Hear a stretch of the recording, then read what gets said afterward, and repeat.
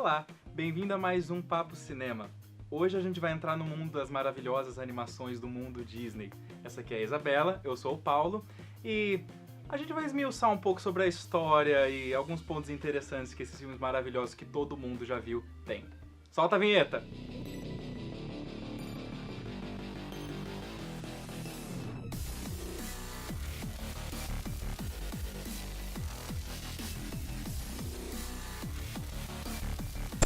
Bom, a Disney, não preciso entrar muito em detalhes, né, sobre o que é um grande império de filmes, e também além dos filmes, a Disney é, se eu não me engano, a única companhia que nunca foi comprada por nenhuma outra em Hollywood. Então ela é muito grande, ela é muito especial e faz filmes pra família, faz filmes voltados pro público mais infantil, que eu até como pessoa crescida até hoje eu vejo, acho que você vê também, todo mundo vê. É muito gostoso de ver, é muito divertido. E eles têm uma história muito longa mesmo. Eles estão nativos até hoje, porém, o primeiro filme que eles fizeram, longa-metragem, foi Branca de Neve e os Sete Anões, lá em 1937. 37, é muito tempo.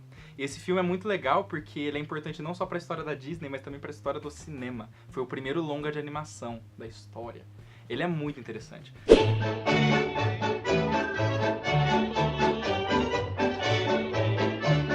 Pra quem não sabe, é a história clássica do conto de fadas Branca de Neve e os Sete Anões. Óbvio que a Disney tem uma pitadinha de magia ali que a Disney sempre põe. Mas a história clássica, você tem a princesa, que ela é maltratada pela madrasta, e ela foge, e ela vai pra casa dos anões, tem muitas músicas. Esse filme, eu acho que é interessante pontuar que ele é muito parecido com todos os outros da Disney que vieram em seguida. Ele tem a musicalidade, ele tem as cores, ele tem os animaizinhos, ele tem a ideia da princesa de conto de fada, que é uma constante nos filmes da Disney. E é o primeiro, é isso que eu acho legal. Desde o primeiro ele sempre tem isso, sempre tem essa constante, sempre tem essa temática. E é muito bonitinho. Sim, e vale ressaltar porque é um dos primeiros filmes, não, é o primeiro filme de animação. Então, existe todo um estudo que diz sobre as princesas da Disney que elas são fruto da época em que elas foram criadas. Então, como foi em 1937, a visão que se tinha da mulher é que ela esperava o homem, que cuidava da casa, e é justamente isso que a Branca de Neve faz. Assim como as duas próximas princesas, ela tem todo esse papel da mulher daquela época. A Disney, na sua história, ela foi crescendo quanto a isso. Tanto que a gente vai ver aí na frente o Frozen, por exemplo, ou Valente, que são mulheres mais fortes, assim. Sim, conforme vai passando, elas vão mudando aos pouquinhos, que é o que a arte faz, né? Ele se adapta à sociedade que ela tá vivendo. Não vai fazer um filme hoje com a Branca de Neve falando, eu vou limpar a casa. Não, ela vai limpar a casa dela. Pois é. Essa era do começo da Disney é tida como a Era de Ouro, porque era novidade, gente, imagina. É difícil de imaginar, mas tenta pensar no mundo que cinema já era uma coisa relativamente nova, não era algo que a gente vê todo dia, o tempo todo, mesmo porque a tecnologia era muito diferente naquela época. Ainda mais a animação, gente, desenho se mexendo, era muito louco para as pessoas. Então era sucesso atrás de sucesso, Bambi é dessa época, Dumbo é dessa época, Pinóquio. Então a Disney realmente cresceu ali, porque ela fez algo que ninguém fazia até então, que era longas de animação. Teve em seguida, né, a Era das Guerras, que foi um pouquinho mais, não vou dizer tenso, mas não teve tanto sucesso porque o país estava passando por uma situação complicada. Veio depois a Era da Prata, a Era do Bronze, que veio Cinderela, veio Aristogatas, Alice no País das Maravilhas, 101 Dálmatas. É tudo nessa época assim, que não teve o mesmo impacto que os da Era de Ouro, justamente por não ser mais tão novidade, mas ainda assim big sucessos, tanto que são falados até hoje esses filmes. E a partir da Era de Bronze, que foi ali em meados dos anos 60, 70, 80, 70 e 80 na verdade, começou a ir decaindo levemente, mais uma vez por questão de guerra, porque a Guerra Fria estava rolando. Então, as pessoas não estavam mais tanto assim comprando os filmes, principalmente porque Disney morreu. Disney morrendo, eles resolveram fazer uma revolução, não é? Quando ele morreu, a Disney, eles quiseram não mais pegar esse viés de contos de fadas, então eles inovaram, só que deu errado. Deu errado, porque a Disney ela sempre foi muito de dosar, então você fazia filmes de conto de fada, mas também botava alguma coisa mais originalzinha aqui. Dessa época não, eles resolveram fazer só coisa original, e não deu muito certo, o público não estava aceitando bem. Dizem que o Caldeirão Mágico foi o fiasco, o maior fiasco da história da Disney, porque não arrecadou público, o povo não gostava, não foram assistir. É um filme legal, é um filme bom, porém é totalmente diferente, tem uma pegada dark, tem uma coisa muito nada a ver com os outros filmes que vinham sendo produzidos. E o filme que a gente pegou pra ressaltar dessa época, da Era de Bronze, é Bernardo e Bianca, que ainda assim foi um certo sucesso, não pegou essa época de baixa da Disney, mas ele é diferente. Se você pegar, por exemplo, Branca de Neve, que foi o que a gente pegou, é muito destoante.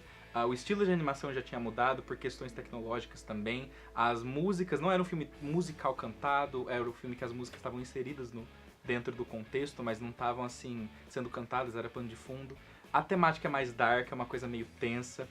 E a história de Bernardo e Bianca são dois ratinhos muito fofos, que é meio que uma ONU. Eles cuidam de crianças, assim. A criança tá precisando de problema, eles vão lá ajudar. Sim, ratos. Gente, Disney, é magia. É animação, a gente aceita.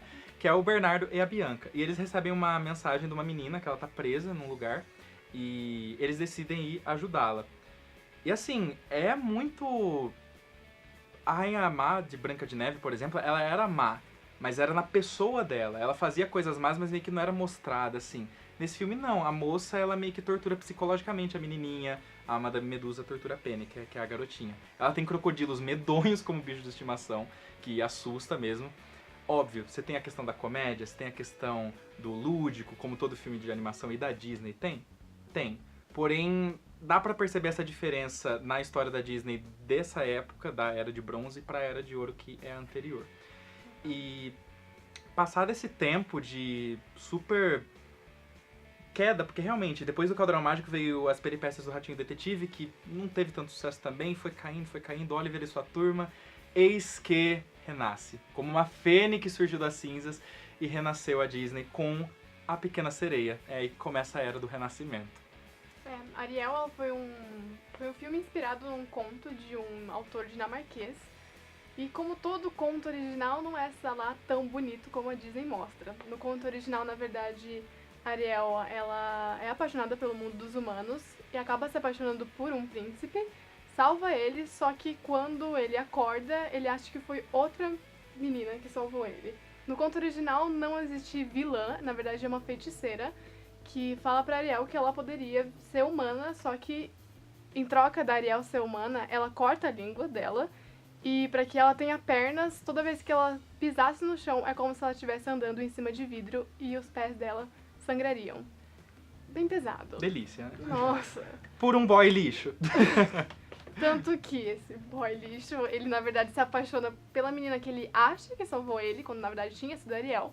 E ele vai se casar com essa moça, e pra Ariel poder continuar a ser humana, ela teria que se casar com esse príncipe. Só que como ele vai se casar com a outra menina, no amanhecer ela morreria. Então ela espera que amanheça, as irmãs dela tentam salvar ela, mas ela não aceita porque ela é apaixonada por esse príncipe, e no final ela se suicida e vira espuma no mar.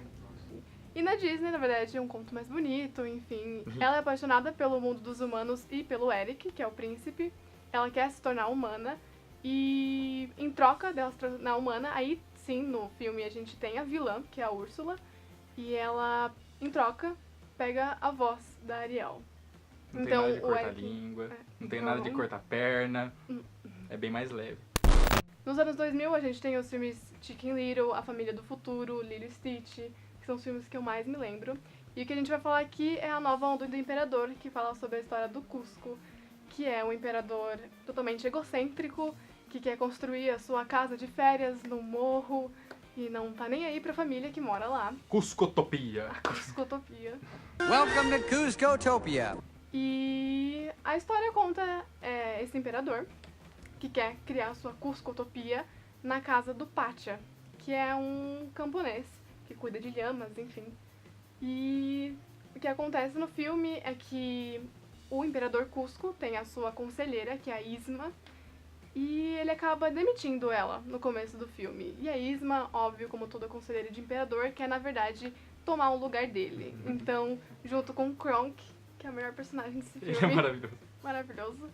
Ela trama um plano pra matar o Cusco. Só que o Kronk acaba se confundindo e o Cusco se torna, na verdade, uma lhama. Ô, Kronk, serve mais uma dose aí, manda ver. Uma lhama? Era Era pra ele morrer! Eu, hein? E assim, ele ser cômico é uma das características dessa fase dos anos 2000, porque a Disney estava experimentando com coisas totalmente novas. Ela estava fazendo filmes sobre espaço, filmes sobre alienígena. Lilo e Stitch, gente, é um alienígena no Havaí. É, ok, sabe? Ok. E funciona, realmente funciona. Alguns não. A Disney, assim como no passado, que ele tentou inovar, não deu muito certo em alguns pontos, em outros sim. Mas conforme foi passando o tempo, ela foi sabendo dosar, principalmente por causa de concorrência. Nos anos 2010 pra frente, Pixar se uniu à Disney e agora a maior concorrente meio que não estava mais ali. E realmente a Disney pôde realmente voltar a saber dosar a questão do conto de fada, da coisa clássica, com a coisa mais original. Então você tem filmes produzidos pelo mesmo estúdio, tipo Frozen, Enrolados e Detona Ralph, por exemplo, Zootopia, que é uma coisa nova, diferente. E pra pegar o embalo, vamos falar um pouco de Frozen, que foi talvez o último big hype que a Disney teve. Moana também teve um big hype, Zootopia também, mas não é nada como Frozen, gente. Até hoje você vê mochila da Beth, que não é a Beth, é a Elsa, mas tá lá escrito Beth, tem lá uma mulherzinha, muito nada a ver, que é a Frozen. As Frozen. Porque realmente foi um filme que fez muito sucesso, que... Let it go, sabe? Não tem o que falar. É uma coisa instantânea. Você tinha letras boas, você tem história bacana, personagens carismáticos, você tem realmente a Disney voltando a ser o que ela era mesmo, um negócio que vem com tudo. E porque isso acontecia nos anos 90. Você lançava um filme, 5 anos depois ainda estavam falando desse filme. E não estava acontecendo tanto isso ultimamente. Frozen não, ainda hoje o povo fala de Frozen.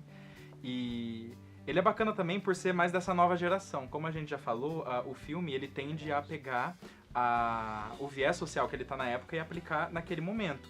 E como a gente tá numa época onde as mulheres têm muito mais liberdade, as mulheres elas têm mais voz ativa, você tem um filme com 2 protagonistas femininas fortes e também sendo irmãs, mostrando que existe uma forma diferente de amor que não o romântico, é muito interessante.